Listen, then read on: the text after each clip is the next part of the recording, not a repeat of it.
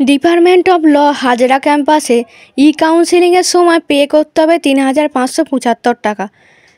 কাউন্সেলিংয়ের পরে ফার্স্ট সেমিস্টারের জন্য পে করতে হবে ৭৭৫ টাকা।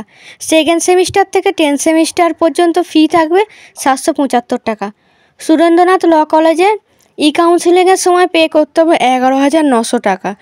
কাউন্সেলিংয়ের পর ফার্স্ট সেমিস্টারের ফি পে করতে হবে ২,৪০০ টাকা। সেমিস্টার ফি এখানে কোনো দেওয়া নেই। যোগেশচন্দ্র চৌধুরী ল কলেজে কাউন্সেলিংয়ের সময় পে করতে হবে ৩,৯৩০ টাকা। কাউন্সেলিংয়ের পর ফার্স্ট সেমিস্টারের জন্য পে করতে হবে ১২০০ টাকা। সেকেন্ড, ফোর্থ, সিক্সথ, এইথ সেমিস্টারের জন্য পে করতে হবে ১২০০ টাকা।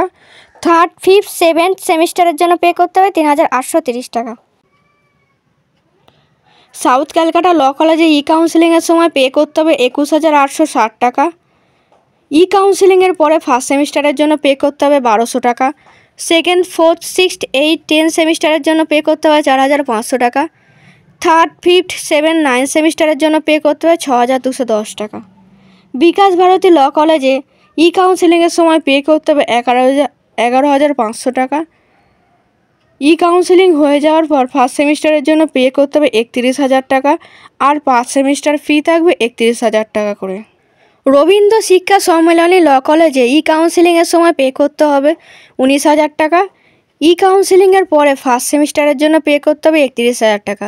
আর পার সেমিস্টার ফি থাকবে ৩১,০০০ টাকা করে। জ্যোতির্ময় স্কুল অফ ল কলেজে কাউন্সেলিংয়ের সময় পে করতে হবে 23,০০০ টাকা। আর কাউন্সেলিংয়ের পরে ফার্স্ট সেমিস্টারের জন্য পে করতে হবে ৩৪,০০০ টাকা। আর 5 সেমিস্টার ফি থাকবে ৩৪,০০০ টাকা করে। শ্যামবাজার ল কলেজে কাউন্সেলিংয়ের সময় পে করতে হবে ২০,০০০ টাকা। কাউন্সেলিংয়ের পরে ফার্স্ট সেমিস্টারের জন্য পে করতে হবে ২৮,০০০ টাকা। আর সেকেন্ড থেকে 10 সেমিস্টার পর্যন্ত ফি পে করতে হবে ২৮,০০০ টাকা করে। জর্জ স্কুল অফ ল কলেজে কাউন্সেলিংয়ের সময় পে করতে হবে ৩০,০০০ টাকা।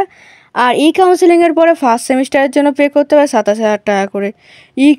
সেকেন্ড থেকে 10 সেমিস্টার পর্যন্ত ফি থাকবে ২৭,০০০ টাকা করে। সুরেশ্বর দত্ত ল কলেজে কাউন্সেলিংয়ের সময় পে করতে হবে ১২,০০০ টাকা। কাউন্সেলিংয়ের পরে ফার্স্ট সেমিস্টারের জন্য পে করতে হবে ১৮,০০০ টাকা। আর 5 সেমিস্টার ফি থাকবে ১৮,০০০ টাকা করে। হেরিটেজ ল কলেজে কাউন্সেলিংয়ের সময় পে করতে হবে ২১,০০০ টাকা। কাউন্সেলিংয়ের পরে ফার্স্ট সেমিস্টারের জন্য পে করতে হবে ৩০,০০০ টাকা করে।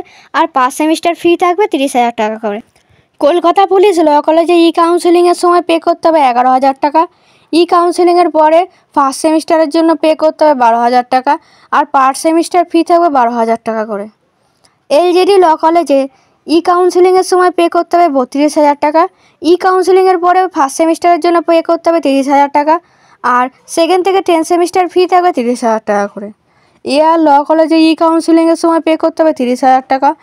কাউন্সেলিংয়ের পরে ফার্স্ট সেমিস্টারের জন্য পে করতে হবে ২৭,০০০ টাকা।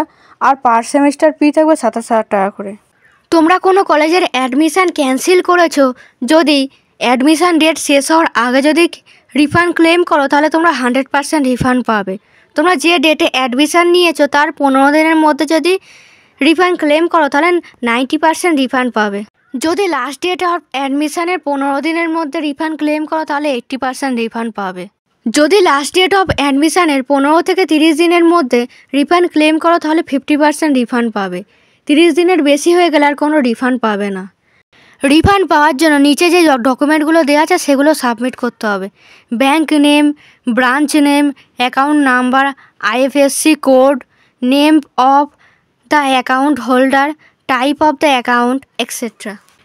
তোমাদের যদি এই ভিডিওটা ভালো লেগে থাকে তাহলে ভিডিওটা লাইক করে তোমার বন্ধুদের মধ্যে শেয়ার করে দাও। আর এইরকম আরও নতুন নতুন ভিডিও পেতে আমার চ্যানেলটাকে সাবস্ক্রাইব করে রাখো।